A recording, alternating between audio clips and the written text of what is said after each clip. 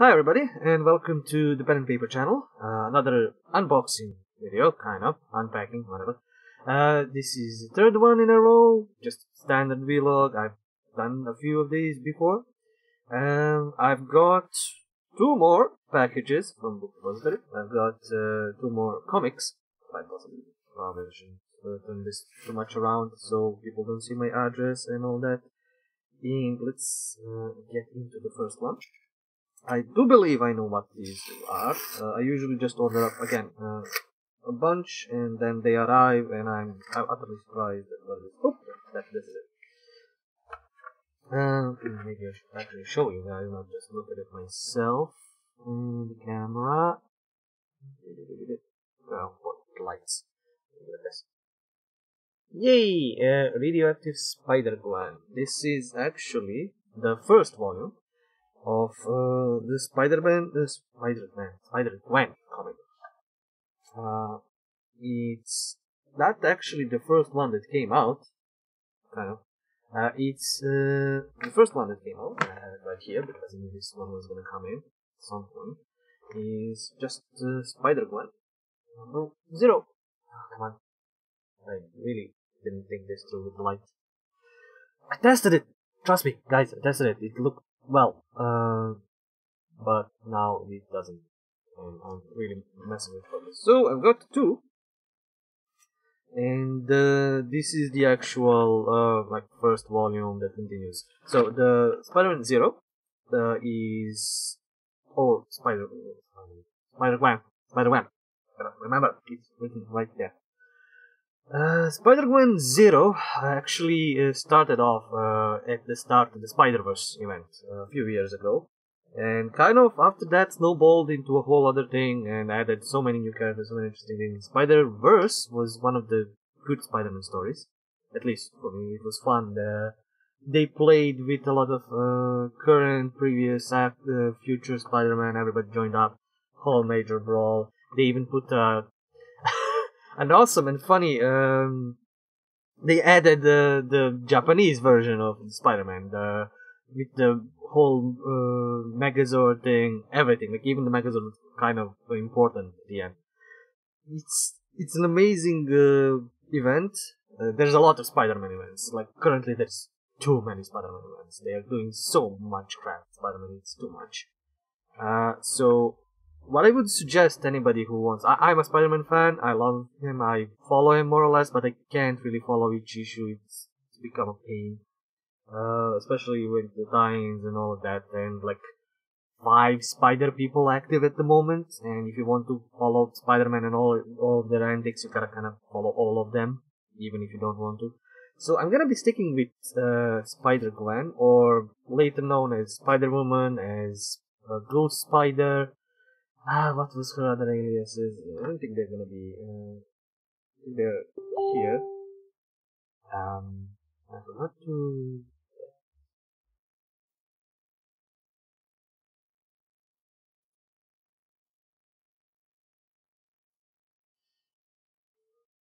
Back. So.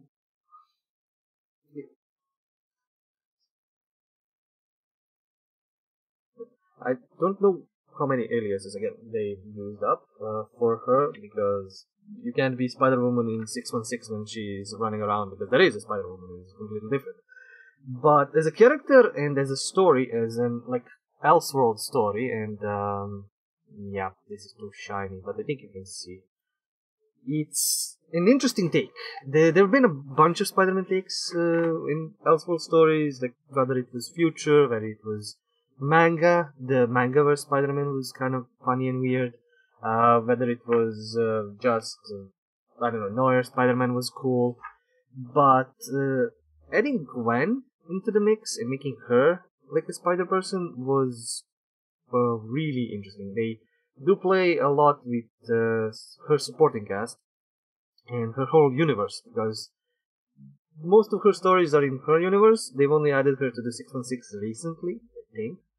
And she's active in kind of both, which means kind of annoying, but again, with the web of destiny and all of the Spider-Man traveling everywhere, they can do that easily. But in her own universe, there are quite a few differences. Frank Castle is not really the Punisher. He's, I think, still, I need to read this one. I've only read the Zero. And only caught up on little tidbits. Like Spider-Man, yeah, Frank Castle is still a cop. The Wolf is still alive.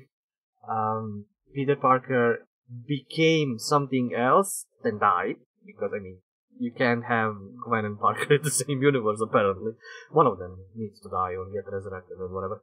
And, oh yeah, the most interesting one is what they do with Daredevil or Matt Murdock.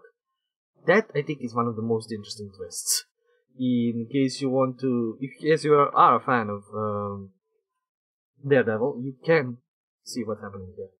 And I think I spoke about this in the previous unboxing of the comics. Is if you like certain characters like Batman, Superman, Wonder Woman, whatever, it's best if you stick with just specific stories. I'm opening the other one.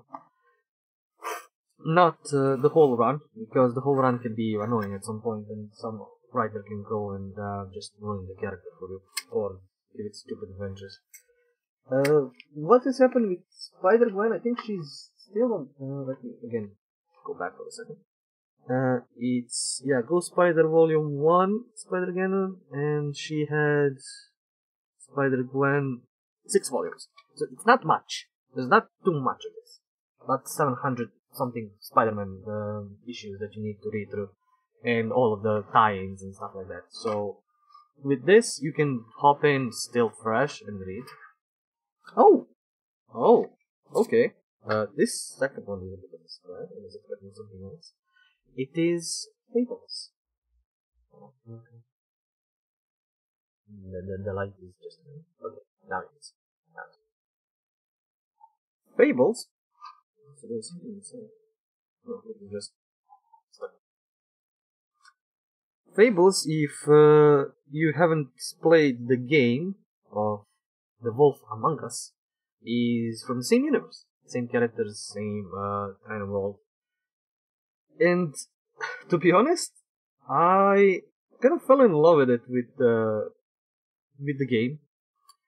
I didn't read the comic. I skimmed through a few pages, few sections, and I wanted to get this to read through and see how good it is. The basic premise, if you haven't played the game or if you haven't heard about this before, is it says Fables Legends in Exile. Camera, maybe. I think my face is in the shot, so maybe if you cover it, it's gonna be showing. So, winner 14 Eisner Awards, Who Killed Red, Rose Red, Fables Legends in Exile. The plot about this is, think of all of your favorite fables, Cinderella, Alice in Wonderland, and Animal Farm. No, Three Penguins. Think about all of them, and what if the characters actually existed? And they drew power from actually people liking the fables and knowing the fables. Because there are a bunch of fables here which are really not unknown, but few people know about them. And the thing about fables is what happened. Some great evil darkness came and started destroying their worlds, their castles, their stories, everything. So they decided to escape, go overseas, literally go overseas, and go to America. Now they live, I think it's New York. One of the parts of New York, that they call a Fable Town. And I'm gonna show you a little bit of I should have probably showed you for Spider-Gwen as well, because it's really tricky. I'll show you in a moment. So this is kind of an old comic. I forgot when it started. It doesn't really say here. This is graphic. Also, try to stick with publishers that are not Marvel and DC. You might find very much better stories. I think this is actually a section of DC now. I'm much of a comic book guy. I'm a fancy casual. In any case, you have a lot of Fable characters here who live in the city, work in the city. They have their own little district that they operate and kind of police themselves because there's still stuff happening. This isn't a comic for kids. Not at all. If you're thinking, oh, Fables, I'm gonna buy this for my kid. No, there's, I don't know really what's happening on this page currently, but no more happily ever after. This is technically a comic that, like, either teens or adults should probably read who like Fables and would like to see what would happen if they ended up in New York and through all of the stuff that happens in modern civilization. They do a lot of dark stuff. I think it currently has 16 issues or more. It's ended, I'm quite sure. It's been done by Wellingham, Medina, Hona, and Hamilton. I would suggest either picking this up or picking up the game. Telltale game, Wolf Among Us. If you like it, then you can stick with this. The game is kind of a prequel. They've said it's happening before the comics, because the comics kind of end up going their own way. Stuff I think they changed a lot of it. But yeah, get this if you can, and I'm gonna just show you Spider-Gwen. One of the reasons that also I like Spider-Gwen for is it's kind of weird art. It's not bad, not at all, and the colors are amazing. But Spider-Man is still pretty simple when it's with its coloring. It's kind of like down to earth, normal, unless some they hire some artist to do a special episode. But Spider-Gwen is all of these colors. It's just beautiful to read. It's just beautiful to flip the pages and just look at the art. There's all of these neons, all of these how should I put it? Graffiti almost, colors and shades. And yeah, they play around with a lot of Spider-Man Mythos characters. They turn them around on their head, or simply just like change Captain America. There it is. So I'm gonna quite enjoy this. I think I read, as I said, 0. I'm gonna go through this one and then the rest. So this was kind of a more or less long unboxing. I hope you like my description, and yeah, I would suggest if you're a Spider-Man fan, and I am a stupidly big Spider-Man fan. I have a costume. I have. Let's not go into it. But picking up Spider-Man now is kind of weird, and they're trying a lot with him. Maybe picking up something like Spider-Gwen or Miles Morales, or even, I think, even Spider-Woman, which they did some stuff with her as well. As I said, focus on the single stories or just sections of the stories, like either Spider-Verse or Spider Island events, stuff like that, or just not single issues, but some trades that they have good stories in it. Not the whole thing. The whole thing is kind of getting out of hand. For that you do manga. In any case, I might do some other, not unboxing, but vlogs talking about some other comics that they have. The problem is they just have either randoms or just an issue or two or something. Or they're localized. And I can't really show that, because this is in English, not the fucking language I use. In any case, thanks for watching, thanks for sticking around. If you have any questions, comments, put them down below. You know the gist, liking, subscribing, and trying to get to at least 100 subscribers. And until next time, and the next unboxing, it's the stories that we play. See ya!